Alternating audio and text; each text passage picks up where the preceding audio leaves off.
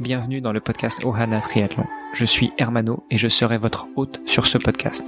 À mes côtés, Olivier De Scuter, le fondateur de la marque Ohana. Tous les jours, en 5 minutes, on vous explique comment lancer une marque de textile de sport et comment performer dans le triathlon. Ce podcast est sponsorisé par Ohana, spécialiste du textile de triathlon, natation, vélo, course à pied. Pour en savoir plus sur la marque, direction ohana.boutique. À tout de suite pour votre première commande. Salut les sportifs, c'est Hermano et vous êtes sur un nouvel épisode du podcast Ohana. Aujourd'hui, lundi 8 février, on commence la semaine et à mes côtés, j'ai évidemment Olivier De Scuter. Salut Olivier. Salut Hermano, bonjour à toutes et à toutes. Olivier, aujourd'hui, on n'aura pas d'invité. Ça faisait quelques temps quand même déjà qu'on avait pas refait un épisode tous les deux. Bah oui, finalement, c'est notre petite rituel du lundi. Effectivement, on se retrouve en tête à tête pour faire un petit update sur le projet, mais en général, avant d'introduire notre invité de la semaine. Justement, on va l'introduire à la fin de cet épisode, mais tu parles de rituel. Ça me fait penser justement au sujet qu'on va aborder cette semaine avec notre invité. Revenons-en peut-être à l'épisode du jour.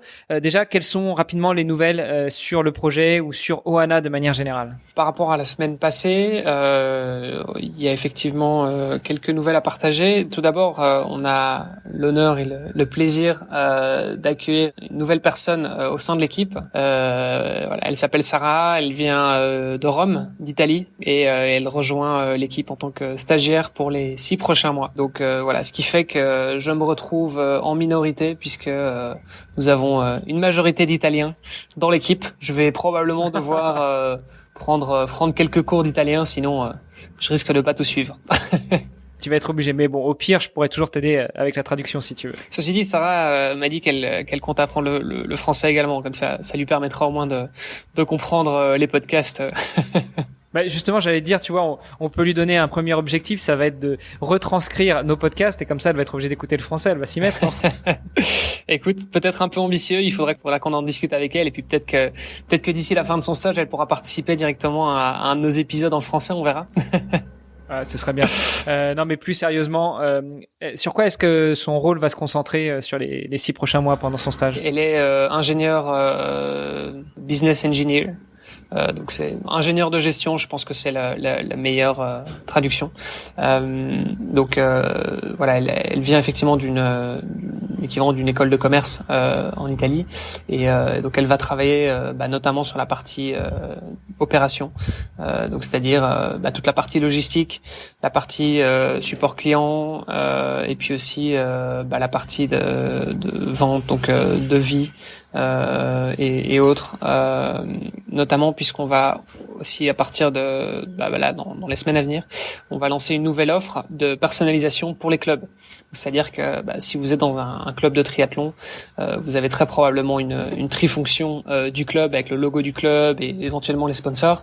C'est vrai qu'on a déjà eu quelques demandes de différents clubs et donc on va effectivement créer une offre qui soit spécialisée pour les clubs uniquement et donc pour personnaliser. Puis on en a un peu parlé en off, mais il me semble qu'il y a aussi d'autres choses qui vont arriver, mais on en parlera un petit peu plus tard. Pour revenir sur Sarah, est-ce que tu peux nous parler de son background sportif? Oui, alors pour le coup c'est aussi une grande sportive. Elle a fait pas mal d'athlétisme dans différentes disciplines et elle est aussi ceinture noire de karaté. Ça fait 15 ans qu'elle fait du karaté, donc voilà, on a une karatéka dans l'équipe. Donc on n'a pas intérêt à déconner parce que sinon on va devoir filer droit.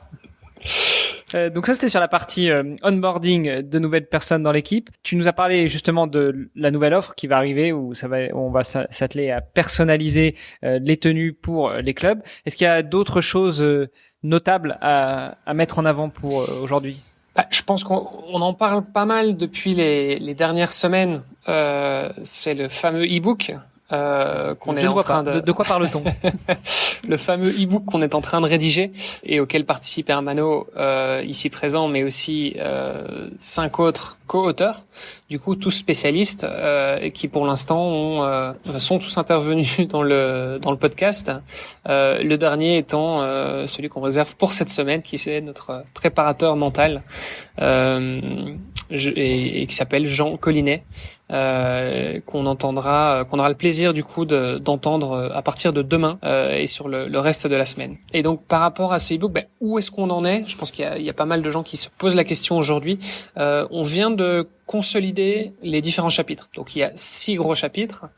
Donc je le répète, un chapitre sur l'équipement, un autre sur le plan d'entraînement, il y a un autre chapitre sur la prévention des blessures, encore un autre sur la nutrition, celui sur la préparation mentale dont on va parler cette semaine, et puis on terminera par la gestion du temps. On avait déjà parlé il y a quelques semaines. Ce qu'on a fait récemment, c'est qu'on a consolidé tout simplement tous les chapitres dans un seul et même document. Donc voilà, pour l'instant c'est encore un petit peu brouillon, mais on a déjà 140 pages. Il faudra inclure encore pas mal d'illustrations, probablement un glossaire et encore voilà quelques paragraphes a priori à gauche, à droite.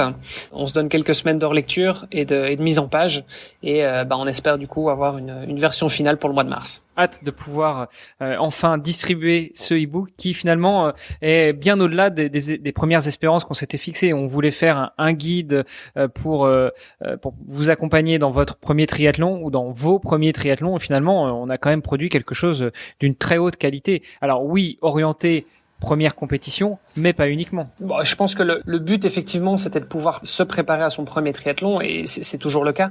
On a gardé ça, évidemment. C'est juste qu'on a peut-être été un petit peu plus loin, je dirais, dans le niveau de détail. Donc, effectivement, au début, on partait plutôt sur un guide du style white paper, voilà, un PDF à télécharger, quelques dizaines de pages. Aujourd'hui, effectivement, c'est vrai qu'on se rapproche plus d'un livre un petit peu plus classique. Donc, à mon avis, on approchera, je pense, les 200 pages. Donc, c'est effectivement ce qui est la moyenne pour un livre normal. Justement, c'est, je crois, la dernière phase qu'on réserve pour ce e-book. Une fois que on aura fini, donc on a fini la consolidation, tu l'as dit, une fois qu'on aura fini la revue de chacun, eh bien la partie design, on va essayer d'homogénéiser tout ça puisqu'on était 7 contributeurs, et de s'assurer que au niveau design, le livre soit agréable à lire, voire à avoir entre les mains. Oui, effectivement, il y a encore un gros enjeu de mise en page, évidemment, ça, je pense que vous pouvez vous en douter, surtout que on est 7 co-auteurs différents, donc avec encore quelques dizaines de témoignages d'athlètes amateurs et professionnels.